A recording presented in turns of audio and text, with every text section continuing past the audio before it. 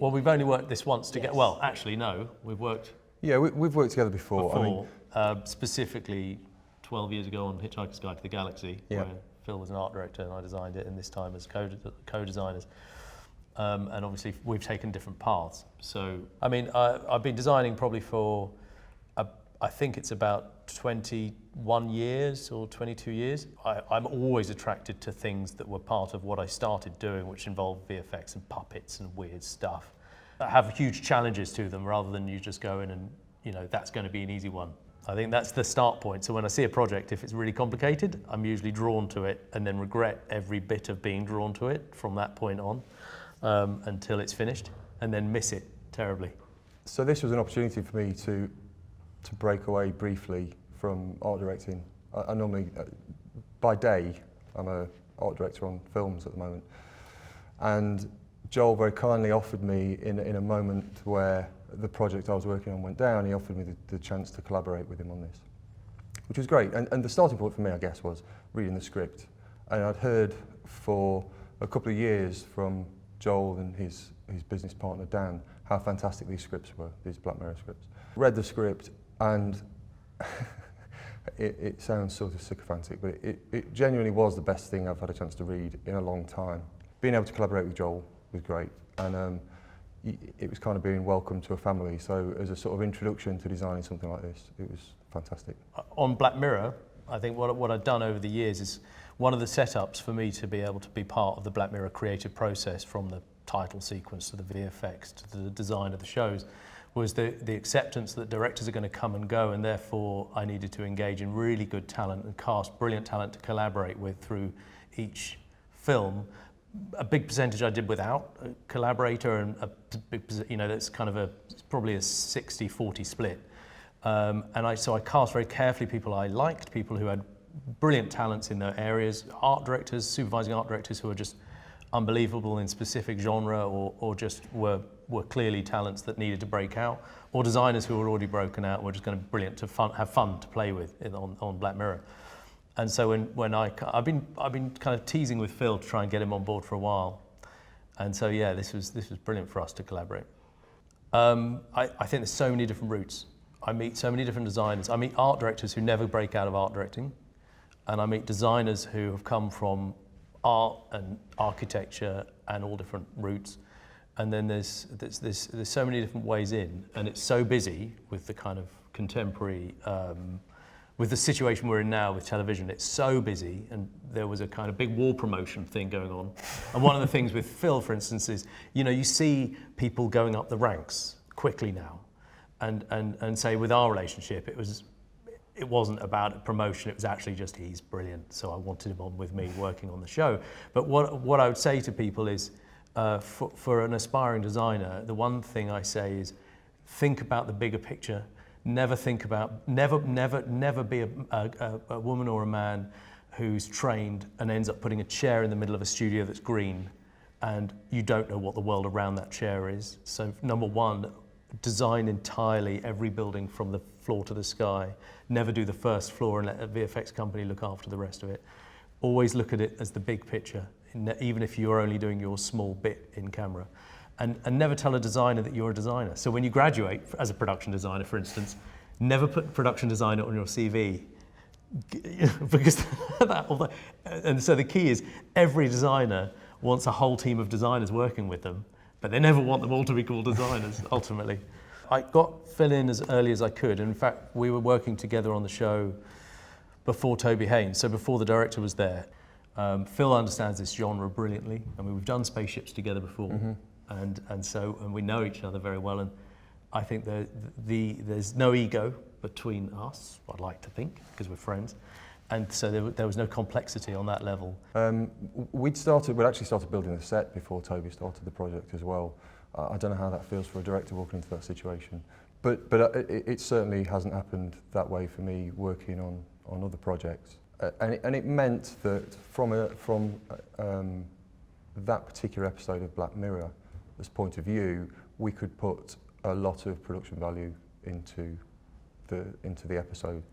And I think if we'd have wound the clock down, if you like, and had to and go through a more sort of protracted development period, which is common and understandable for lots of reasons, we wouldn't have been able to achieve the look of many of the sets and locations that we worked on. So it meant we could navigate that sort of stuff. And at the beginning of the project, Joel creates mood boards for every episode, even if, I think it's fair to say, if you're not sure how much involvement he's going to have directly, because then he can kind of get a shape of the show. He knows who he's got to sort of bring in to help design an episode or whatever. Yeah, there's tone setting processes I go through on the show. I've gone through with Charlie and Annabelle.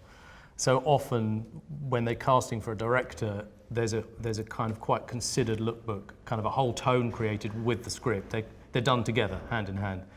And I'd work with Charlie through the development of a treatment to script as we pushed the tone. So the whole thing was put together as people started coming in the process. We were already way ahead of the curve. And like Phil said, in this instance, we're at Twickenham Studios. It was brilliant. Other instances, I'm having to fly out somewhere many times and then leave someone in charge and fly back, having set the tone and just hope that it all starts to carry on in the way it was made in the first instance. The tone doesn't start to shift just by someone putting it, hey, I've got a good idea, and as soon as I've left. And in this one, it was more fun. We're building sets in the studio in London, so actually it was a bit more of a joyful ride because we could control it a little bit more. Try and look at the interior of the ship, knowing that our biggest complexity on a TV show, less a movie, but a TV show with a budget, was going to be building something that both of us were going to think was acceptable on to our standards. Are quite high actually, and our taste levels are quite specific. There's a lot of geeks, kind of people who know a lot of things in Black Mirror. Like even Charlie, for instance, is a huge gamer, knows stuff. Toby Haynes, when he came on, was a massive fan. Super knowledgeable, yeah. The first thing was designing the interior of the ship, which we actually had to push because of schedule so fast and so hard that it was actually more of a J.J. Abrams-inspired ship, wasn't it, initially? Yeah, I mean, initially the mood boards and the discussions had been around the Infinity game, and the Infinity game was meant to be a cutting-edge space adventure, elite, I guess, type game with completely sort of believable photoreal graphics. And the point of reference really was JJ's Star Trek. Very careful not to directly copy anything, but at the same time trying to give a nod to it because of Charlie's take on Daly's involvement and his preoccupation with the past and all that sort of stuff. And actually what happened, so we pushed on very hard, and both our experience of working on those sets before dictates that we know that some of those finishes and the processes we need to go through to achieve those finishes require a lead time. So if we've got to send pieces of scenery away to be CNC milled two-dimensionally or three-dimensionally, there's a lead time, and then we need to get it back, and it needs to be hard-coated or moulded and then painted. And so you kind of work back out of that, and from the moment you start, you realise you've perhaps got your 14 weeks from shooting, but you've got 2 weeks to draw up any elements of your set that you want to get drawn that way. So the approval process becomes contracted, super important, and furious. So we were trying to get illustrations out. We had a group of really talented illustrators jump on board and help us navigate the look, and they've got experience with the look as well. So for the sort of the common tech, although I guess Joel plays with it every time there's a script and there's a kind of discussion with Charlie and they want to tweak it, there's a common language. At a point in the process, Charlie wanted to sort of have a nostalgic feel to the He front came in end. with a great idea, didn't he? And the thing is, Phil and I were like, oh, and that great idea. Suddenly we're like, hey guys, we'd already started making the set, I think. Yeah, got an idea. maybe, yeah. I think we were just kicking in, and it was like, I've got an idea, we can make the set cheaper. And we were like, we're going to go to the 70s tone, or the 60s tone. And we were like, oh my God, it's going to look like we can't design sets. And like, this is going to look terrible. And so it kind of swayed, the pendulum swayed in design a little bit. And ultimately what we finally worked out was it was going to go there, go here, and then end here. And so that the set itself was going to have to transform from a kind of nostalgic reality of something you'd have on a DVD in an old format on television back in the 60s, 70s, through to playing out as a real world environment but still in that tone of a slightly old-style TV show, moving up to the J.J. Abrams TV show. And we had to make a set that incorporated all of those things. Luckily, we weren't just scrapping what we were doing and starting from scratch with a crap set.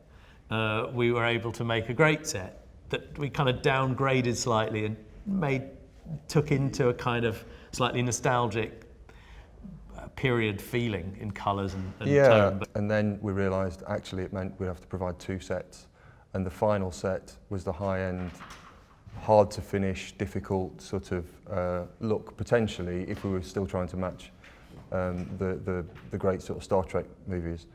That meant the last couple of minutes of the movie were the expensive bit from our point of view, but what we couldn't afford to do was dumb that section of the movie down, because we wouldn't then validate the process we'd been through for the last 55 minutes watching this sort of 60s TV show. So luckily it stayed on track. So we got everything.